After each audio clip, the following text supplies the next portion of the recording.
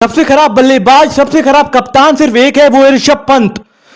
मतलब समझ नहीं आता है कि वो प्लेयर क्यों आईपीएल खेल रहा है, वो क्यों टी20 खेल रहा है। उसको तो खेलना ही नहीं आता है। इतना प्रेशर ले लिया है उसने ओनर का कि उसको कुछ समझ ही नहीं आता है। सिर्फ एक चीज आती है, वो है एग्रेशन।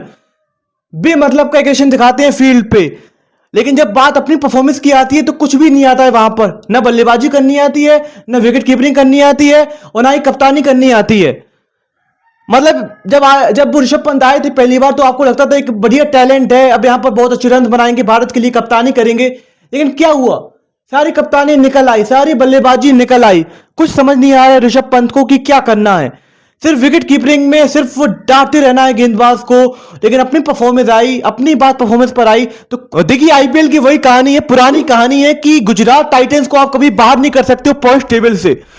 गुजरात टाइटंस एक ऐसी टीम है कि आपको लगता नहीं है कि ये टीम क्वालिफाई कर पाएगी, ना कोई मैच दिखता है उस टीम के, लेकिन अपने आप इस तरह से वो आगे बढ़ती जाती है कि आपने कभी सोचा नहीं होगा।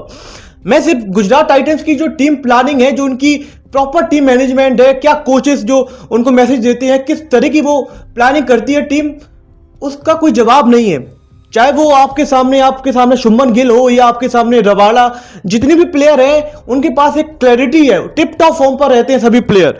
जॉस बटलर ने चाहे टी20 वर्ल्ड कप में कुछ नहीं किया हो, लेकिन आईपीएल खराब नहीं गया उसका।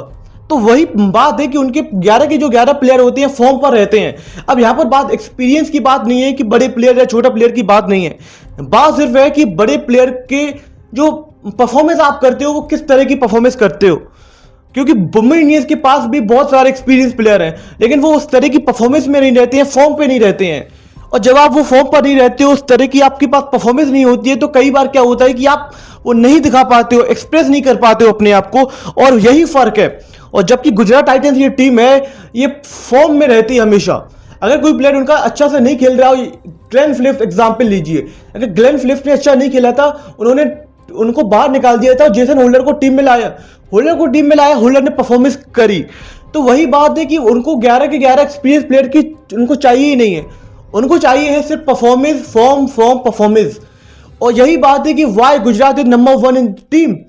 क्योंकि आरसीबी को आपने देखा जाए तो आरसीबी भी कहीं ना कहीं उतनी अच्छी टीम क्लिक नहीं कर पा रही है, कुछ तो वजह है। लेकिन गुजरात टाइटन एक ऐसी टीम है कि आपको पूरी तरीके से क्लिक हो गई है वो टीम। तो उसमें क्या आपको लगता है कि क्या उस टीम के पास ऐसा जादू है? शायद एडवांटेज है अहमदाबाद में खेलने का, क्योंकि एडवांटेज इसलिए है कि उनके पास अच्छे पेसर्स हैं, उनके पास प्रसिद्ध कृष्णा है, उनके पास मोहम्मद सिराज है, रबाडा है। तो जब आपके पास ये 3 पेसर्स, आपके पास अच्छे पेसर्स, आपके एक उनका स्टैंडर्ड बना हुआ है, तो इस तरह से आपके पास खेलते हैं, कहीं ना कहीं एक एडवांटेज आपको फील होता है। और मैं सिर्फ एडवांटेज की बात यहां पर नहीं करने बैठा हूं, मैं यहां पर बात करने बैठा हूं कि आपके पास कहीं ना कहीं वो एडवांटेज तो रहता ही है, और आपके पास एक चांस रहता है जीतने का।